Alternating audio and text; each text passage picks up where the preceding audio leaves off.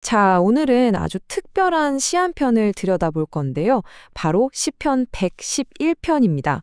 이 고대의 노래가 알파벳 순서라는 되게 독특한 구조 속에 어떻게 시대를 뛰어넘는 지혜를 담았는지 지금부터 저랑 같이 한번 파헤쳐 보시죠.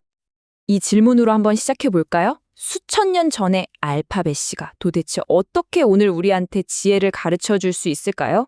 이게 그냥 옛날 시가 아니거든요. 이 독특한 형식이 우리를 어떤 놀라운 결론으로 이끌어가는지 한번 따라와 보세요. 자, 첫 번째 열쇠는 바로 이 시의 자리입니다. 이 시가 담고 있는 진짜 깊은 의미를 알려면요. 먼저 이게 얼마나 똑똑하게 설계되었는지, 그리고 이게 사실은 더 큰 이야기의 한 부분이라는 걸 알아야 해요.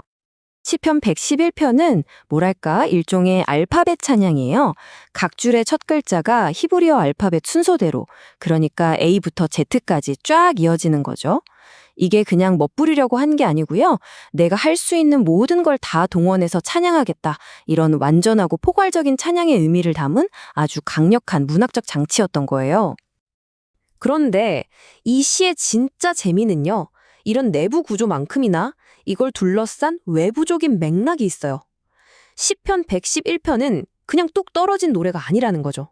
사실 이건 훨씬 더 거대한 이야기, 바로 하나님 나라가 세워지는 그 이야기의 한가운데 딱 자리 잡고 있는 아주 핵심적인 장면이거든요.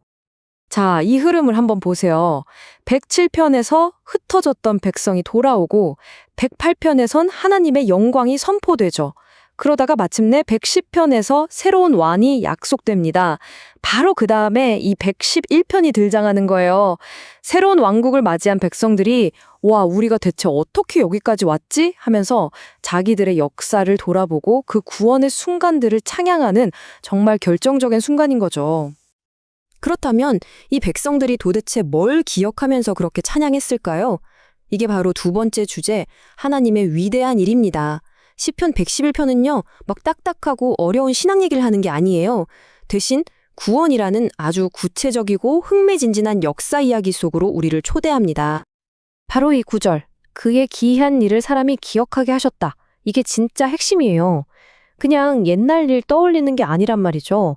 하나님이 하셨던 그 놀라운 일들을 기억하는 행동 자체가 그분이 얼마나 은혜롭고 자비로운 분인지를 깨달아가는 과정이라는 뜻입니다.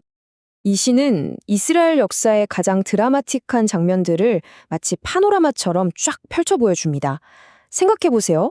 노예였던 사람들이 이집트를 탈출하는 그 기적적인 사건, 아무것도 없는 광야에서 하늘에서 음식이 내려왔던 그 순간들, 그리고 마침내 꿈에 그리던 약속의 땅을 선물로 받게 된 그 감격까지, 이 모든 기억들이 이 짧은 시 안에 생생하게 다 녹아있는 겁니다. 바로 이 지점이 정말 중요합니다. 이 사건들은 그냥 옛날에 이런 일이 있었대 하는 역사 기록이 아니에요. 이 모든 기억은 사실 하나님의 핵심적인 성품, 그러니까 그분의 은혜와 자비를 가리키는 손가락 같은 거죠.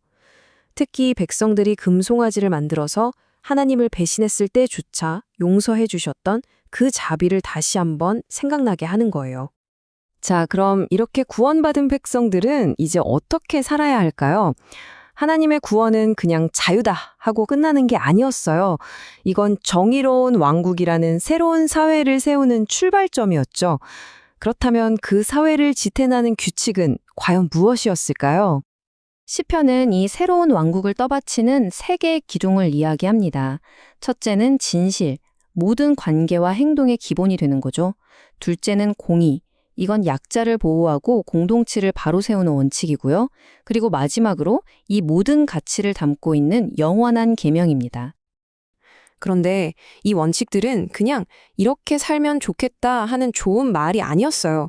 이건 언약이라는 아주 신성한 합의, 말하자면 계약을 통해서 공식적으로 딱 정해진 거였죠.